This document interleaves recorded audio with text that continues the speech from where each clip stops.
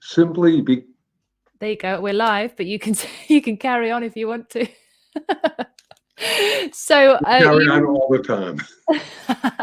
So you are back with me. My name's Nat Rich, and this is for I Am Sound Radio and TV, and for our show called The Talkwoods.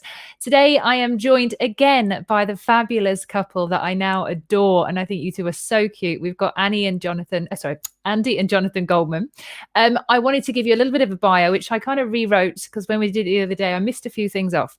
First of all, I'm going to start with you, Andi, because last time I started with Jonathan. So Andi is holistic psychotherapist, looking after some incredible people around the world. And also she's doing a fantastic job of keeping Jonathan in place because he's a very busy man. So Jonathan, Watkins rated #1 or one of the top 100 most spiritually influential people on the planet. He's written 7 books, 2 of which were with Andi. Director of Sound Healing Association, a double winner of the Visionary Award, worked with Wayne Dyer, Bruce Lipton, Gregg Braden, and a pioneer of the field in sound healing and harmonics. And today the show is all about personal and planetary healing. And we want to go deep into the subject of what we can do on a personal level, which creates a collective response to everything that's going on the planet right now. So welcome and thank you very much for coming back. Oh, thank you for having us, Natalie. We're delighted to be back. Real pleasure to be sharing with you and everyone who's watching, listening, and resonating to what we've got to say here and do.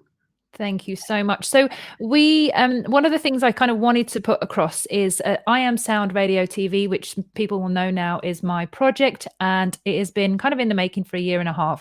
And the idea is more with the name I Am Sound. It's actually admitting and being responsible for your own part with the creation that we have here right now. And it's taking full responsibility of your little slice of the planet. And Andi and Jonathan have an incredible project. They have information they're going to share today about what we can do individually and collectively to really change the game for things on the planet right now. And obviously to add the right kind of intention to this shift in consciousness that we're experiencing. I hope I got that right from you guys and what I've read so far. So I want you to, if you can, whichever one of you wants to answer, I don't mind. You're both as fabulous as each other. If you can, just tell us a little bit more about what you're actually thinking of doing with personal and planetary sound healing and how we can go into that. Well, on a personal level, we do every day, and we refer people to our healingsounds.com website in terms of working particularly with sound for personal planetary healing. And as we've shared before, there are 2 major ways that sound can heal and resonate us. And that's number 1, through psychoacoustics, which is going through our ear, into our brain, into our nervous system, and affecting our heart rate, respiration, brain waves. That's one way. When we speak, when we listen, music, when anything like that involving our ears, and the phenomena of sound as a wave that goes into our ears is psychoacoustics. And then the other way is vibroacoustics, which is basically sound going into your body on a cellular level, affecting you down to your DNA. It's that simple, that powerful, and that important.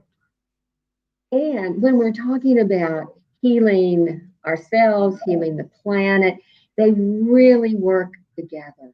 Because when we, within our own bodies, minds, and spirits, when we begin to heal those deep wounds that we all have, I don't think anybody in this dimension can escape that.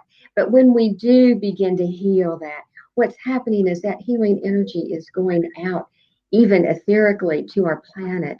And Jonathan and I have a fabulous affirmation or mantra that we usually say at the end of the show, but I want to just say it right now because it's applicable. Oh, no, wait till the end of the show. So we heal ourselves and we heal the planet. We heal the planet and we heal ourselves. So there is this feedback loop. And so I wanted to let our listeners know that it does begin with the I am right here. Yeah, it does. Were you going to say something? Yes, I was. And then there is the phenomena of World Sound Healing Day, which we're mostly going to be talking about today because it is coming up on February 14th, which is not too far away, and we want to tell people about it so they can either create or co-create, I like to say, an event, because it is, you know, not only really important, it's World Sound Healing Day. It's not Jonathan Goldman's World Sound Healing Day. This idea, if you like, came to us close to 20 years ago in terms of, okay, you've been working with sound on teaching thousands of people, perhaps hundreds of thousands of people, how to work with sound on a personal healing level. Now it's time to incorporate planetary healing, which you thought was a great idea, but the transmission cut off after that, and we had to figure out what to do. That's not fair now, is it?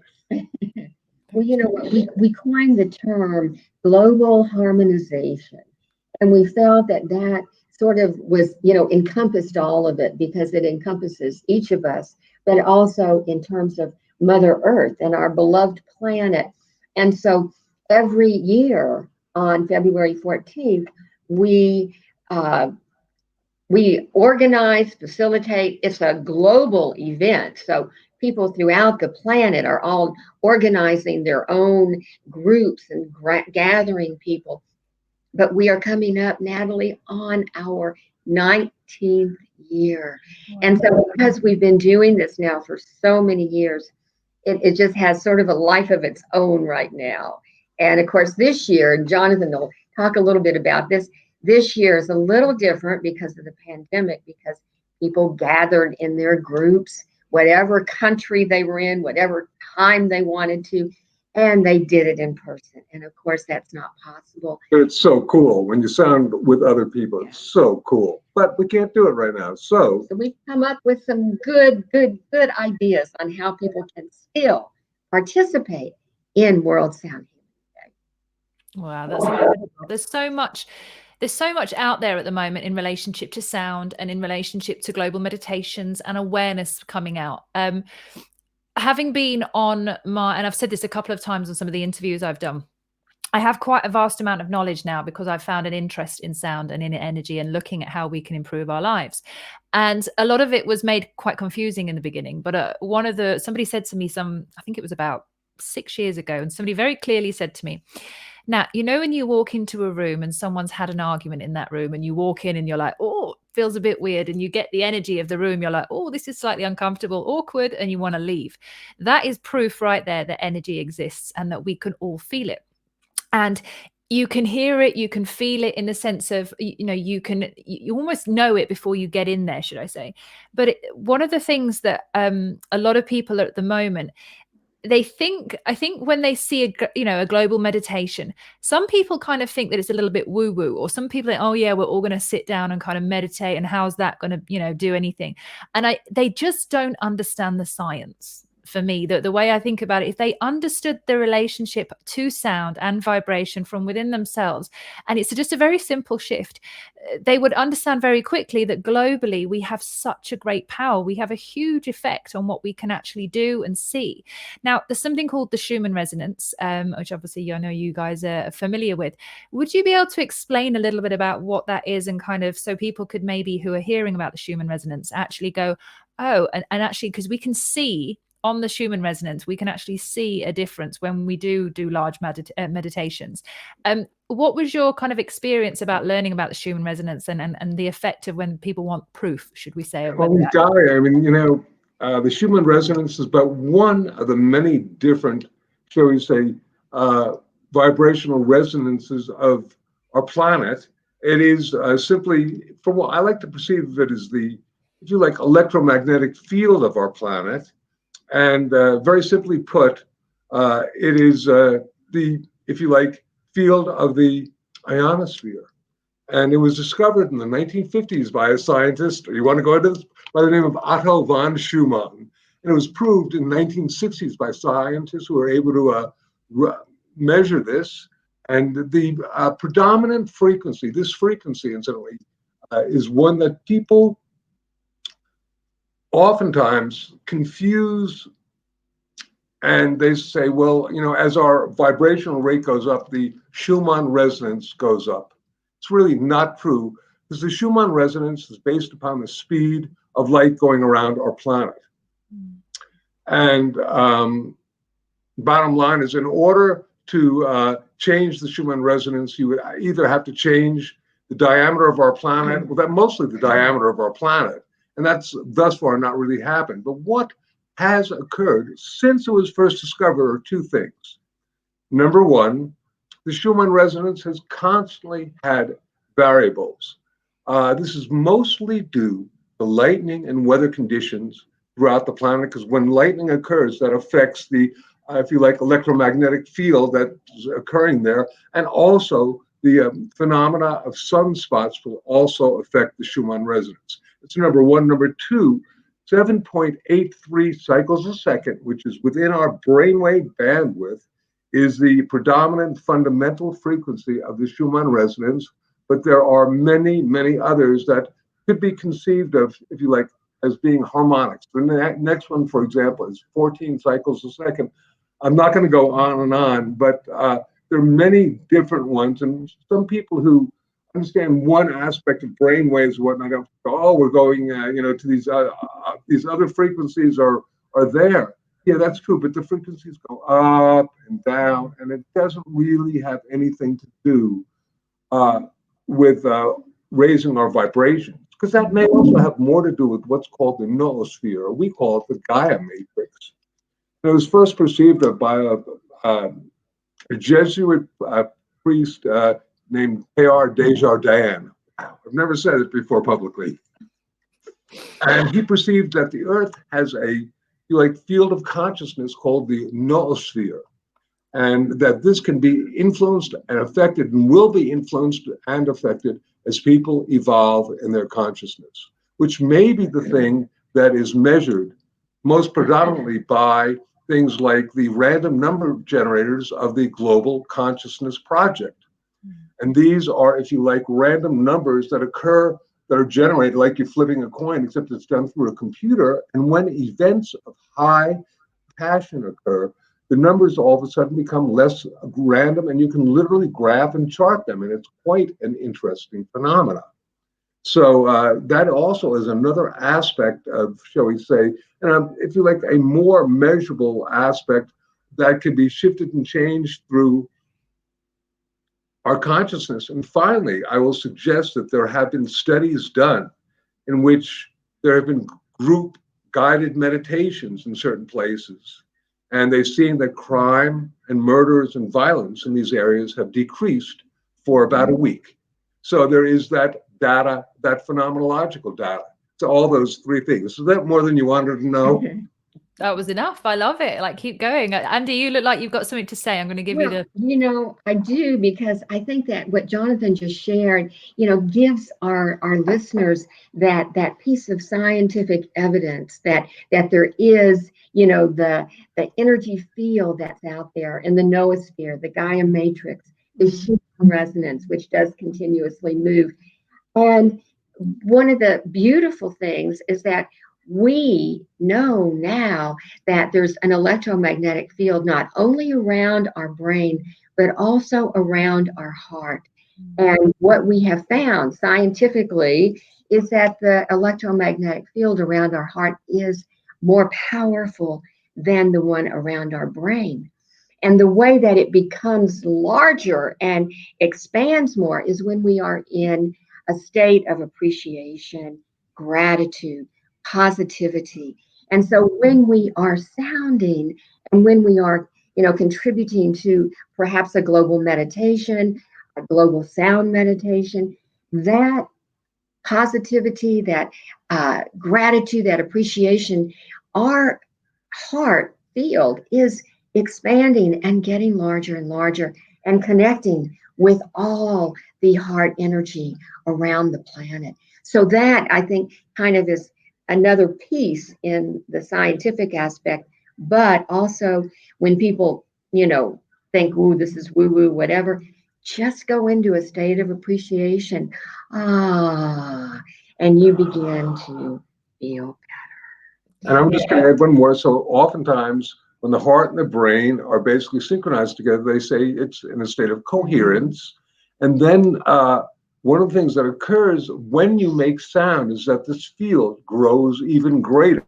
Some perceive that the field, when the heart and brain are in coherence, are 50 times greater, 500 times, even 5,000 times greater than normal. Well, when you add sound, self-created sound that is really coupled with this intentionalized, wonderful heart-brain coherence, it grows even more, which from our perspective is a reason that so many of the different prayers on our planet are vocalized, whether they're whispered, sung, chanted, or whatnot. And that's because sound also really amplifies and focuses the power of meditation and prayer.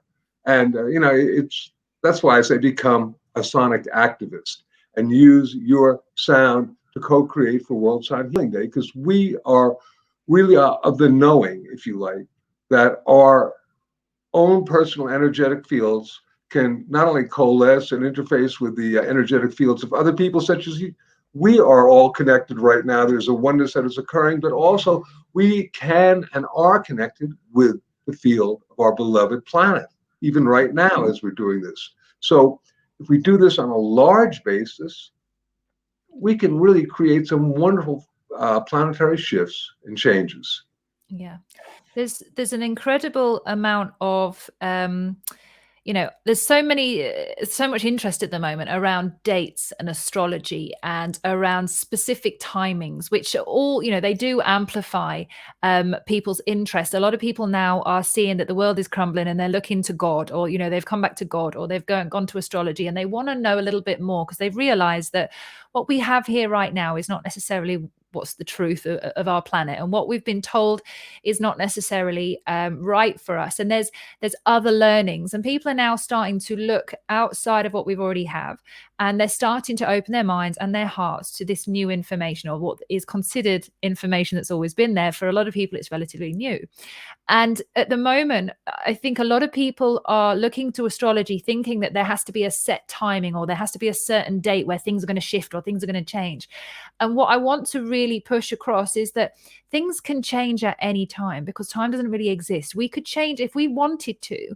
We could all collectively get on the world's largest Zoom we've ever had and make a change now. It doesn't have to be when the planets align. It doesn't have to be when there's some kind of auspicious date coming.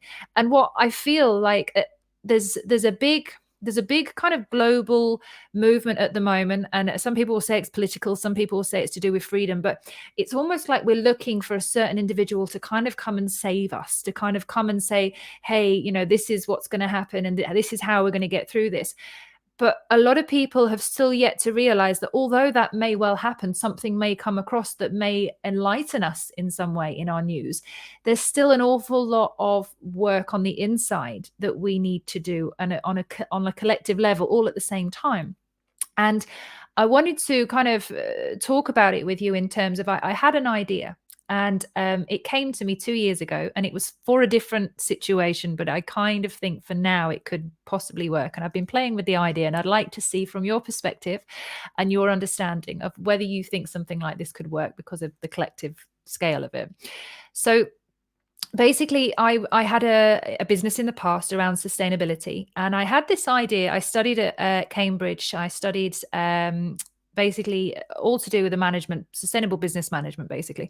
And I was really shocked that there was loads of solutions on how we could change the planet and save the world and tidy everything up, but they weren't really being put out to the people. It was almost like we have this plan, but we have no marketing plan to put it out there. And I sat there and I thought, if what we're missing, we have all the technologies, we have the understanding of heart coherence, we have the understanding of sound, we have the understanding of collective attention. What we are missing is the biggest marketing campaign that ever was, like a Coca-Cola advert when it originally came out, where everybody just knew what was going on with Coca-Cola. We kind of need that in terms of how we shift the consciousness of the planet. So I came up with this idea at the time for sustainability about playing a global game. And I thought, wouldn't it be interesting if every other day or if every week we had a set task that everybody around the planet would be doing that one task, and it would be related to their personal development. So it might mean that you have to look at apologizing to someone this week. The following week, it would be you have to do a reflection. You have to look at your projections that you're putting out with one person. The next week, it might be healing a rift in your family. And all of this, in the beginning, it was game around how we could change things sustainably. and we could go out and do litter picking or, you know, saving things or saving plastic. But I started thinking recently, if we were to do this global game on personal development, and each week, everyone we could get, we could invite businesses and groups and make it all big, one big game where everyone's working on the same challenge collectively in that week. And I feel that something like that has never been done before. But I feel like it could be, because we've now got this like global stage, you know, with the COVID and everyone's looking in one place. Do you think something like that could actually work? I got a name. Call it the Green Cross, as opposed to the Red Cross, where you were helping each other during wartime. Now you have helped the planet during this time of really major thing. Become a member of the Green Cross. You've heard it first here, and I give this to you. Go for it. Green Cross. I love that idea.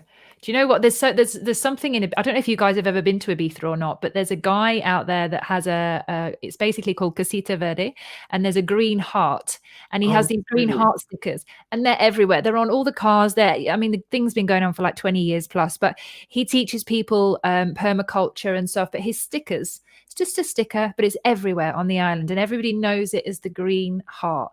And when you said the green cross, then it made me think of the effect of the green heart. It very much works, and people just accept it. But I really like that name, so I'm gonna put the two together.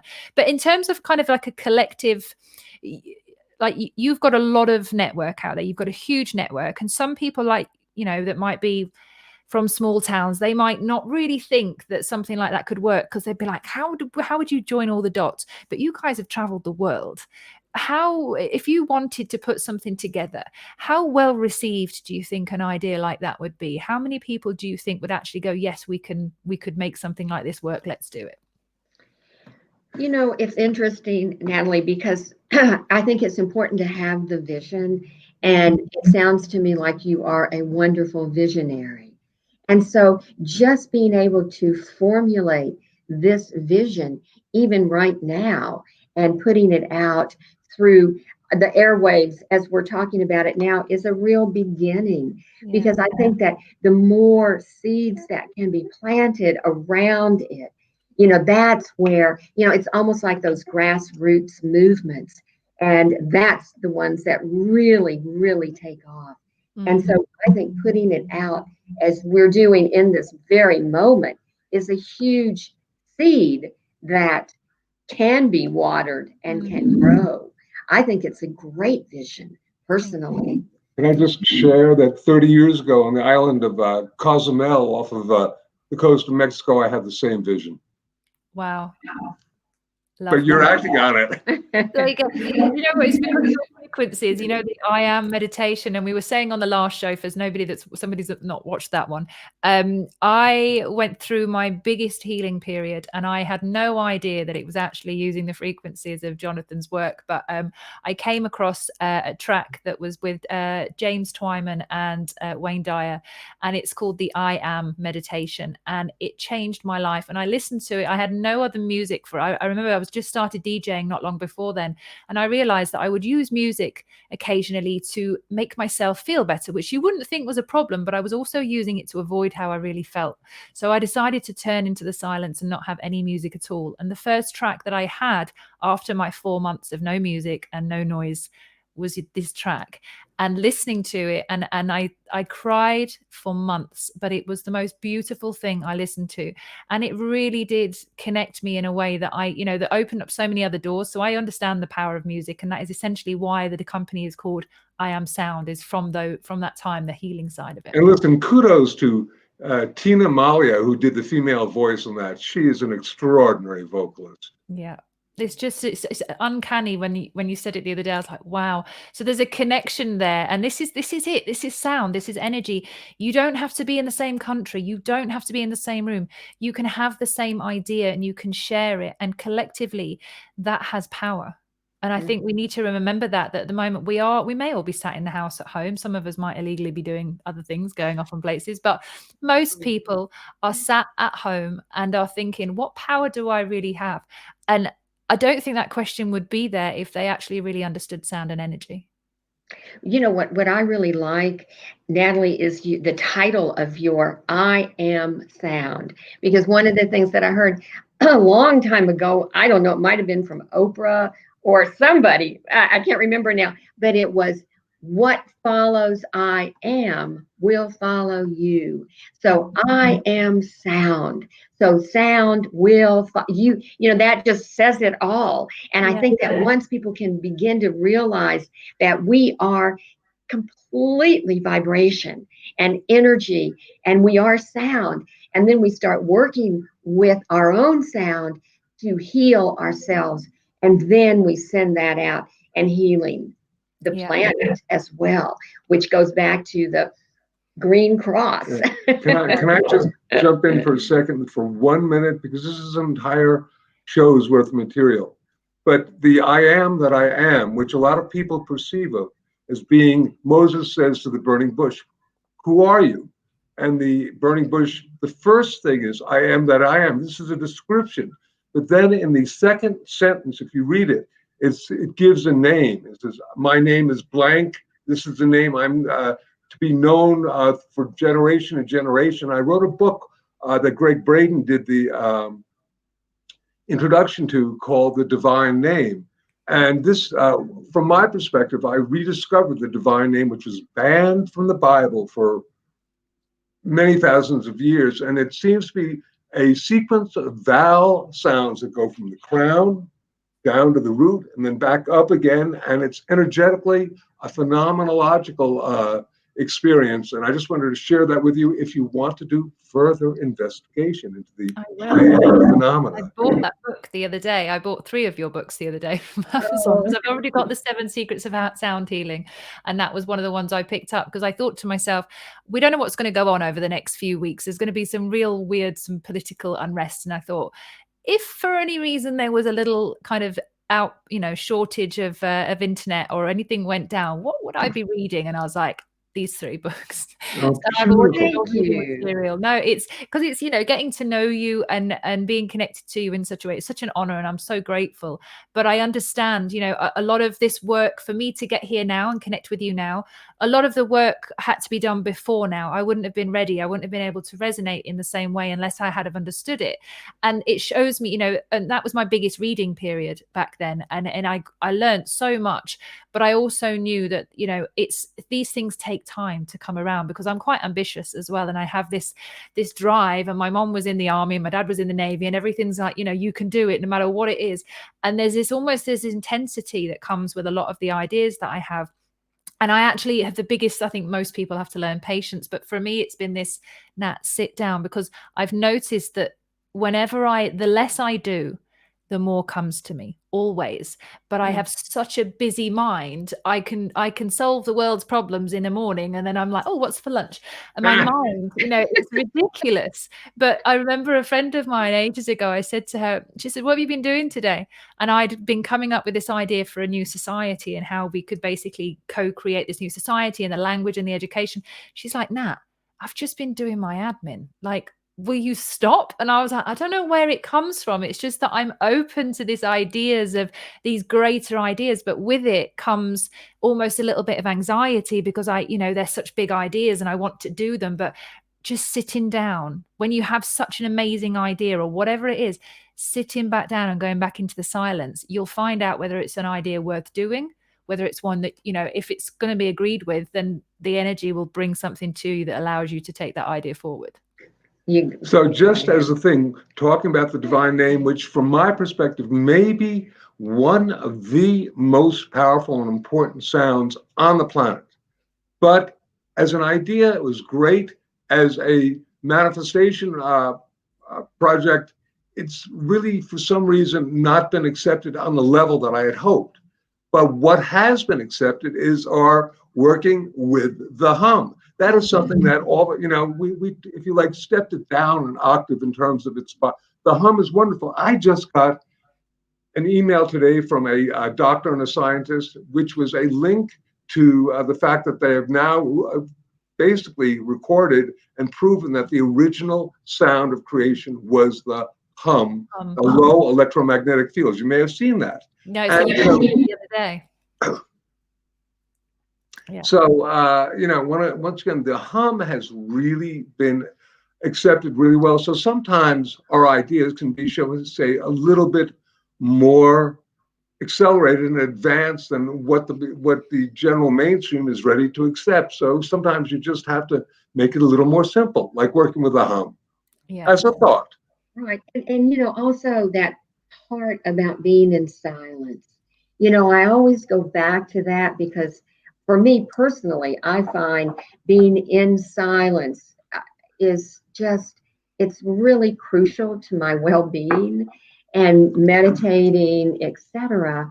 And of course, once you're sounding, if you're humming or toning a vowel sound or whatever, and then you go into silence, it really makes a difference. And then you begin to feel like, okay, I can now jump off of that diving board with whatever that, wonderful idea that one was having and do. So I think that the silence is really a big piece in all of this to really begin to make things manifest. And, you can't necessarily base the success of something on its popularity. We have upcoming the 19th World Sound Healing Day, and I was saying to our son that I said, "Gee, I hope it's successful." And I said, "What do you mean by that?"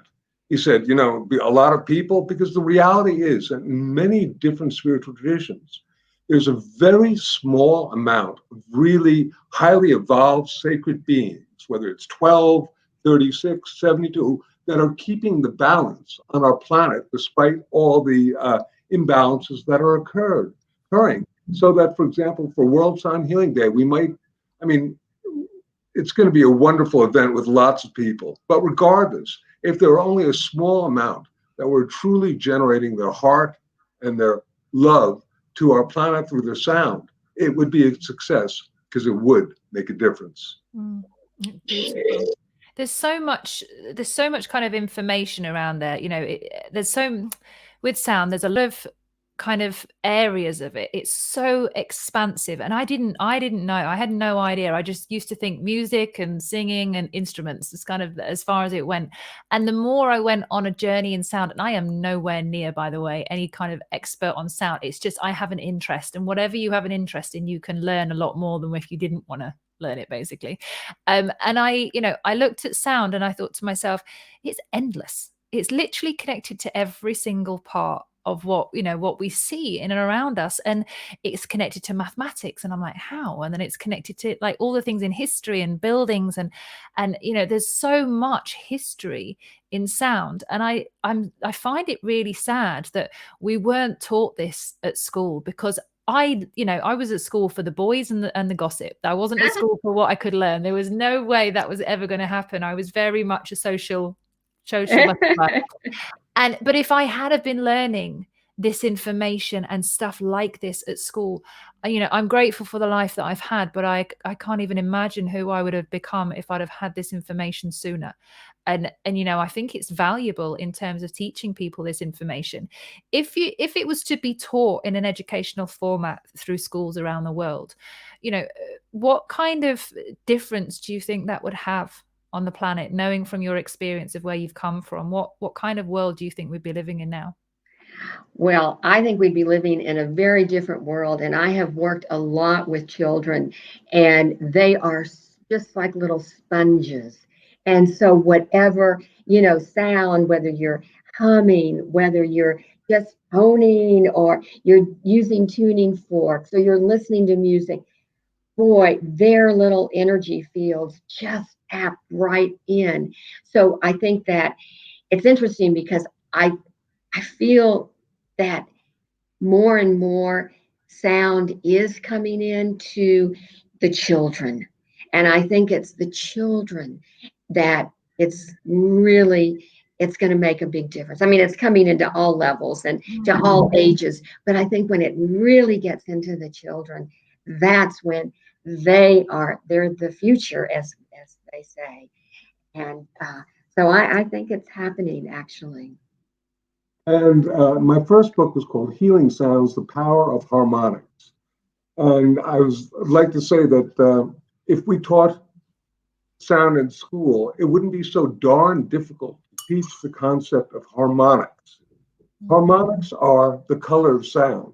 Whenever we see a color, we're in reality, white light is composed of all different colors. And the sounds that we're making are literally composed of multitudinous frequencies that are simultaneously occurring together, called harmonics, and they're geometrically, mathematically related.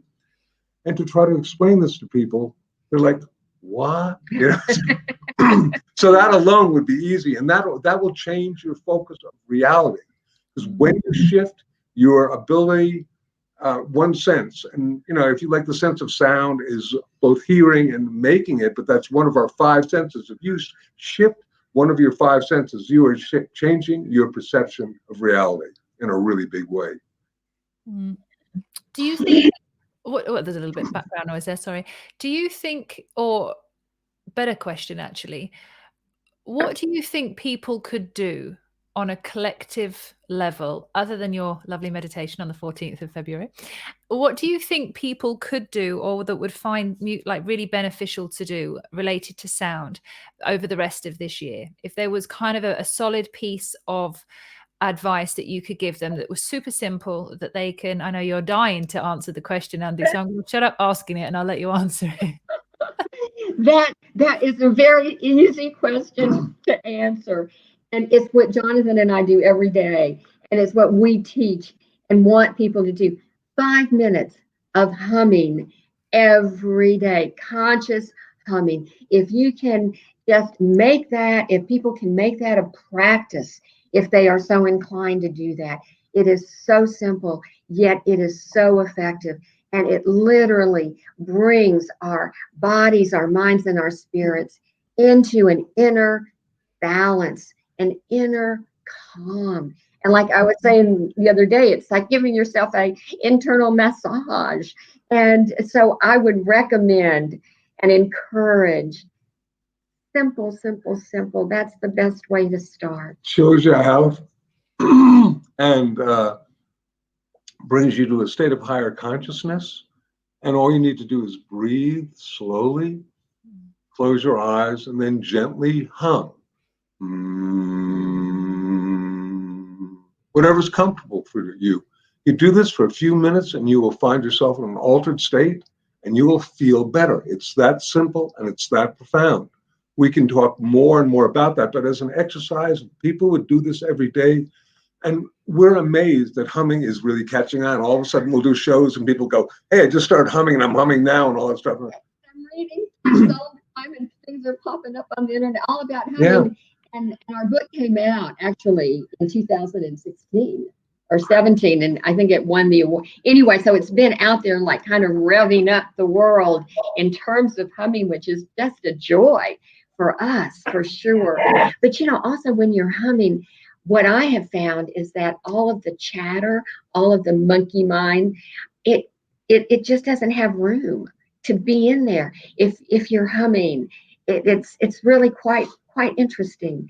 So I hope that, you know, people, and even on World Sound Healing Day, people, if they aren't going to join a group or they're not going to facilitate a group or what, they can just hum for planetary peace and healing. And listen, I'm just going to jump in again. And in terms of World Sound Healing Day, because we haven't really touched that much on it, is the fact that this is, you know, it's worldsoundhealingday.org, and there's an events portal.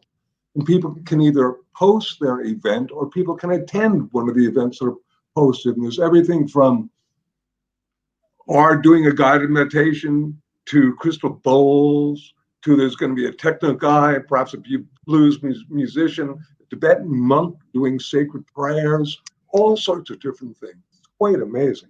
Yeah. And that goes back to we are sound. And there are just, you know, so many different avenues of sound that people can pursue.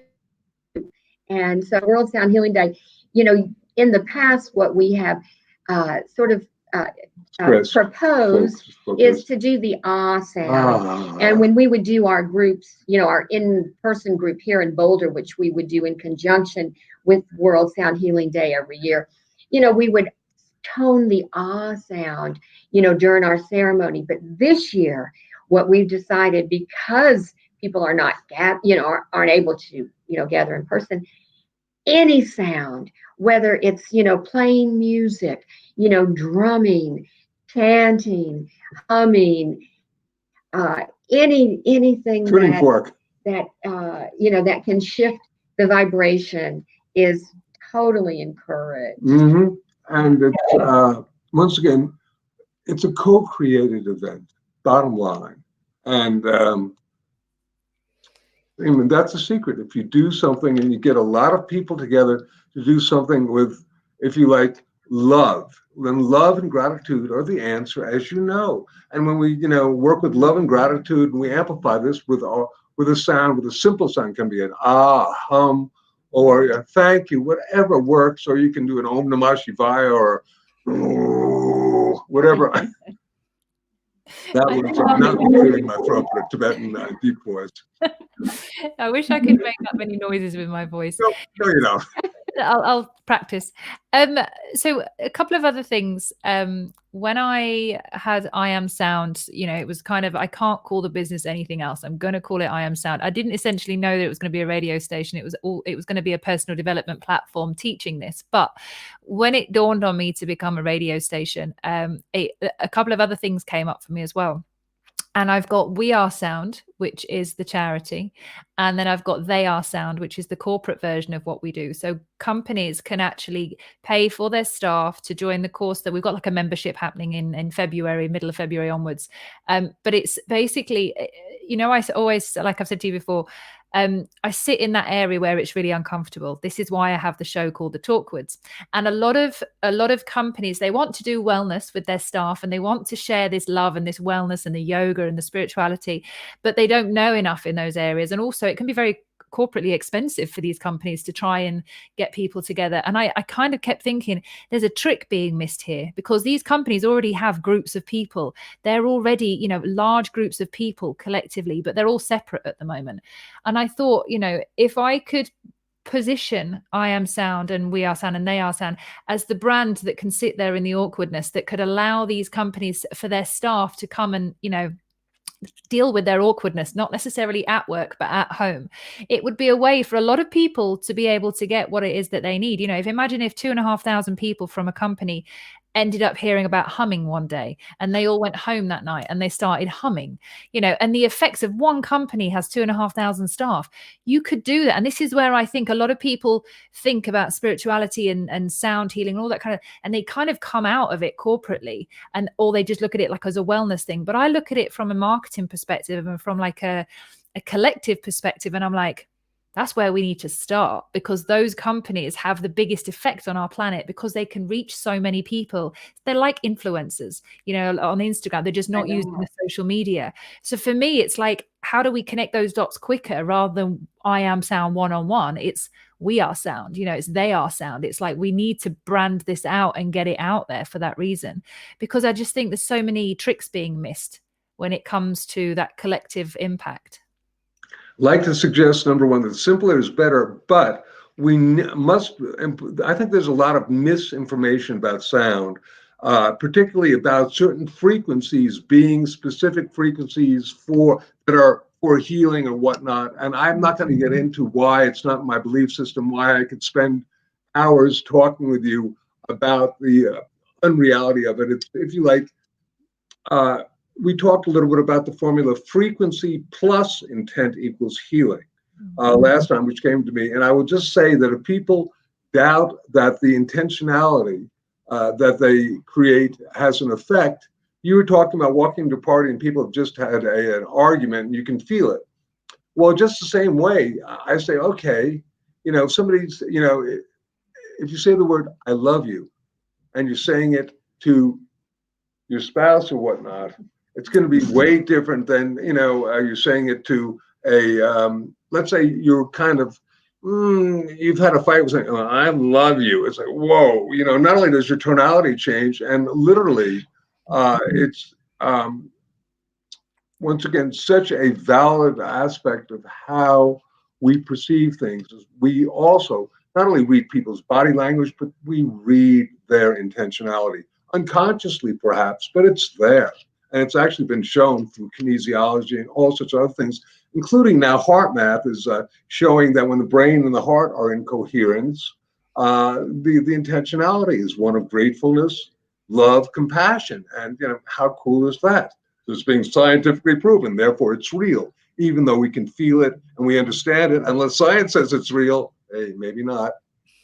But I think that the word compassion, the energy of kindness and loving kindness and gratitude, I think that with this pandemic and this time where people really have had more time to go within, they're getting more tuned in. This is just my intuitive hit on all of this, but they're getting more tuned in to sound and to gratitude and compassion and certainly coherence with the heart and the brain, etc.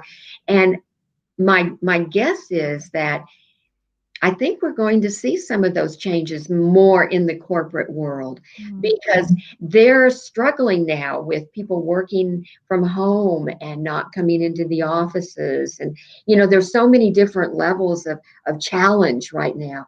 And I think that people are more open to other alternative avenues. And I think that well, Natalie, certainly what you're doing with getting I Am Sound out there, I think you're planting a lot of seeds that we are going to see really begin to blossom in the next several years, with the fact that we are vibration, that we are sound.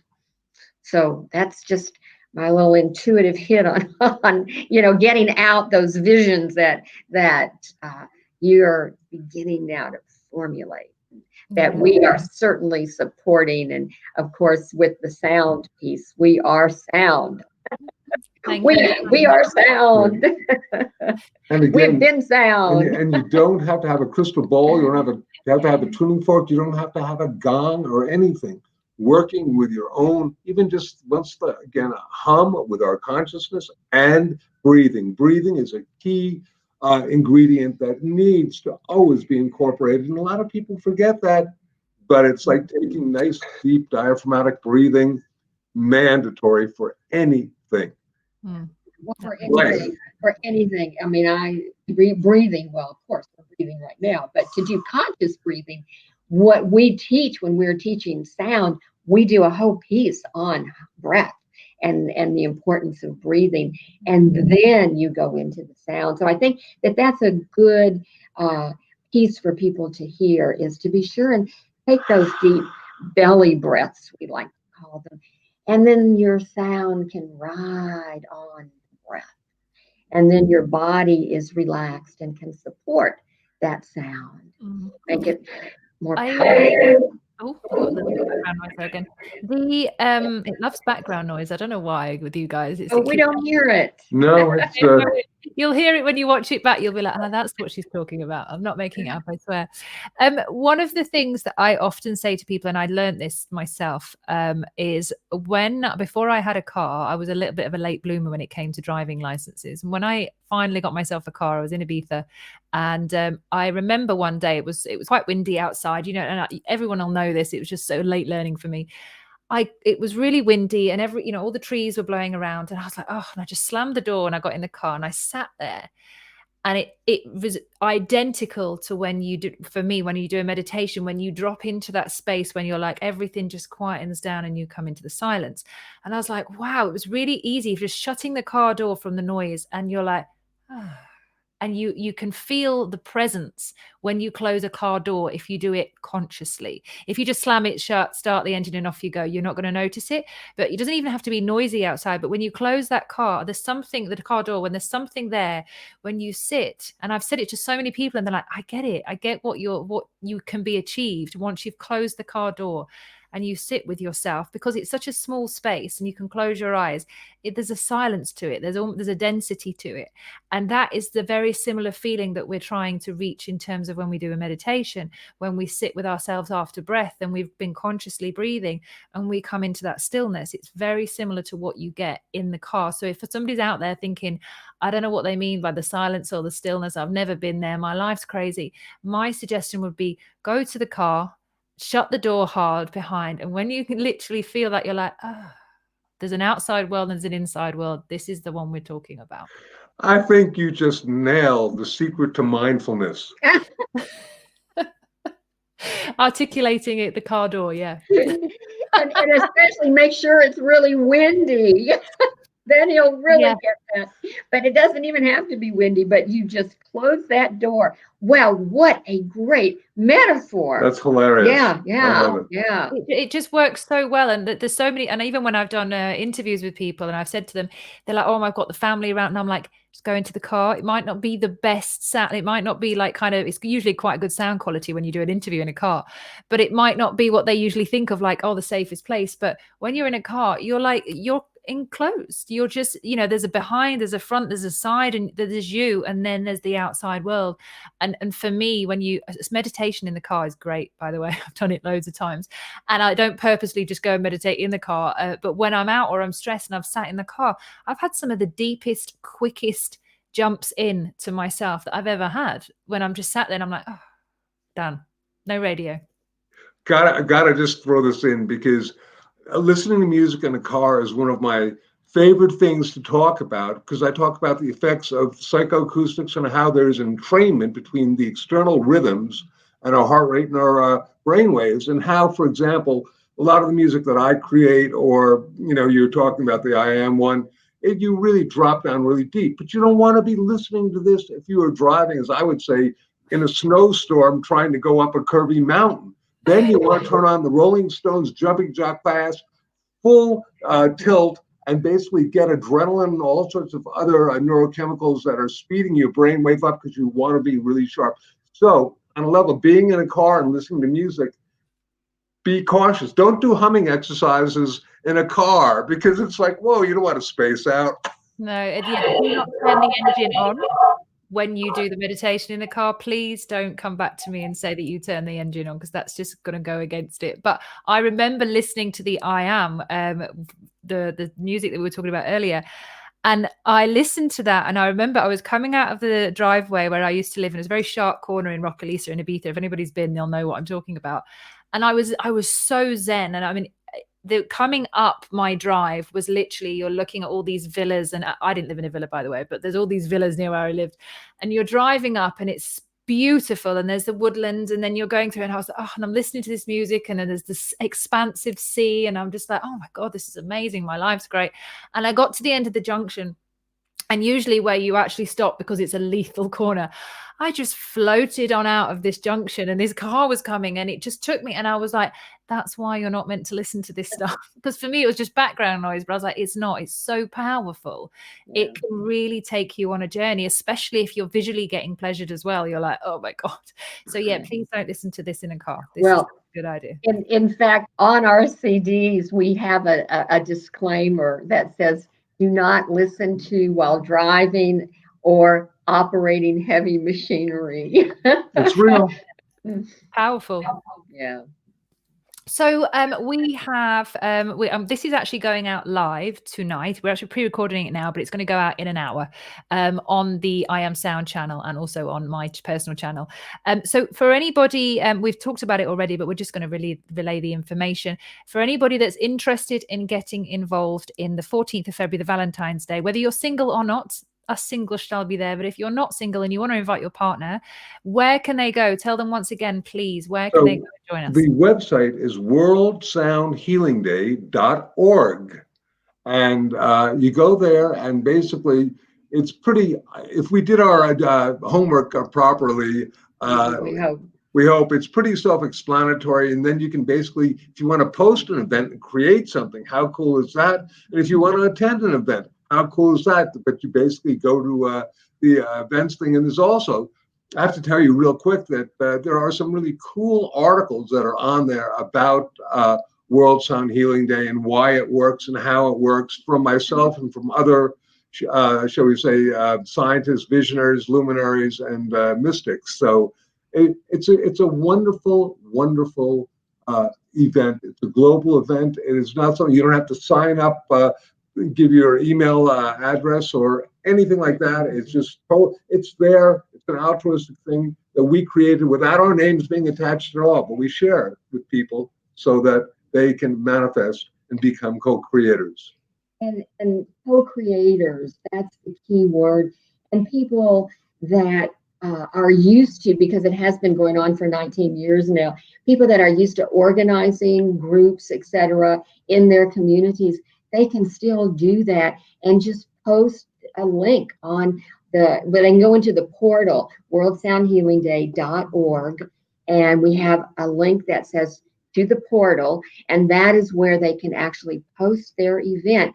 And once they post their event, say for instance, you want to participate, but you certainly don't want to organize an event, no worries. You just go to the event that's posted that you'd like to attend. And so it's pretty, we feel it's pretty efficient and pretty easy, but it is very inclusive. Inclusive, and we want as many people out there on our planet who are so inclined, because this is a time where, once again, we're sending out that vibration, that frequency of healing our planet, bringing peace and harmony, not only to ourselves through our own sounds, but to our planet.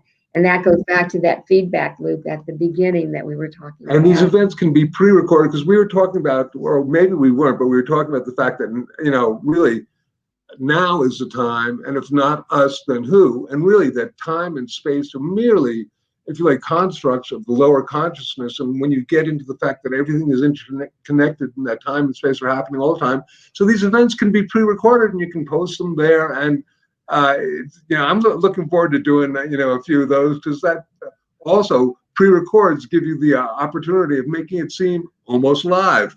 Yeah, this is exactly what's happening with the show this evening. It's going out in just over an hour, and I'm going to premiere it as well, so it even looks live, but I've spoiled it at the end and told them. But it really does help. You don't have to stress yourself out and be there on a specific time and get lost and be like, oh my god, I've got to make it.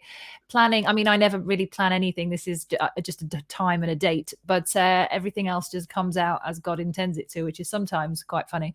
But I wanted to say, personally, I have taken you up on your idea of me collecting a group of people and doing something together, and I've actually just become approved so I do talks on Insight Timer, which I think you might be aware of. I'm not sure if you know it, but it's one of the world's largest meditation platforms. It's called Insight Timer.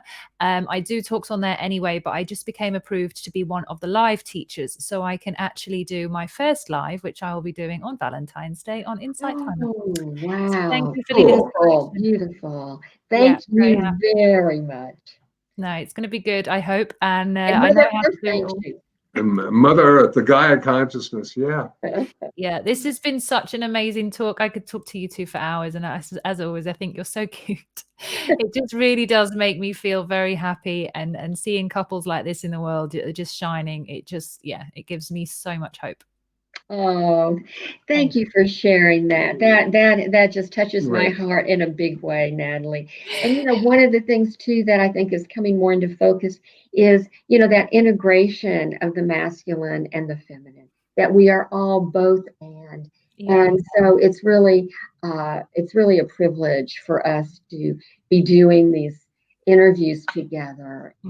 And we love doing them together. And I have loads more. I've got literally so many ideas with you guys, and also with Tim Wheater as well, who's going to be coming on the show, and with Elaine Thompson and a few other people. But we do have I literally got off the woman a few minutes before we decided to do this today. I've got off to the Roku platform, and we will have the Roku TV platform. We're going to have the Apple. It's going to be on Apple TV as well. It's going on to Amazon Fire Stick. So we're going to have I Am Sound TV ready up within a matter of weeks, and loads more content related to sound, and it's all going to be something that you can learn from, take it home, and really get stuck into as well. So once and for all, thank you very much for joining me today. It's been a pleasure as always, and if anybody's got any questions for these guys, if you want to reach out, let me know, and I'll be sure to pass things on. Remember that we're not on social media, but I would love it if you could subscribe to our YouTube channel. We're not anywhere else, but this would be great if you could support us. And and I hope you've learned things today, and that you can take away whatever this is and integrate it in some way that can improve your life. Thank you. Natty, thank you for having us. Blessings of light and love through sound to you and everybody who's tapping in. Hi, bye, and what a pleasure it was. Thank you. And thank you for the work that you are doing, Natalie. It's really You, powerful, profound, and we are grateful too. So we are all sound, and we will just put that. We heal ourselves, we heal the planet, we heal the planet. We heal ourselves. I'm joining in with you now. I love it. Thank you so much, guys. And for everybody else, we'll see you tomorrow at 7 o'clock. I believe the day after is about, so tomorrow will be about rejection. So we've all been rejected at some point. Sometimes we reject ourselves, but we will be discussing the awkwardness of rejection tomorrow. For the rest of you, have a great week.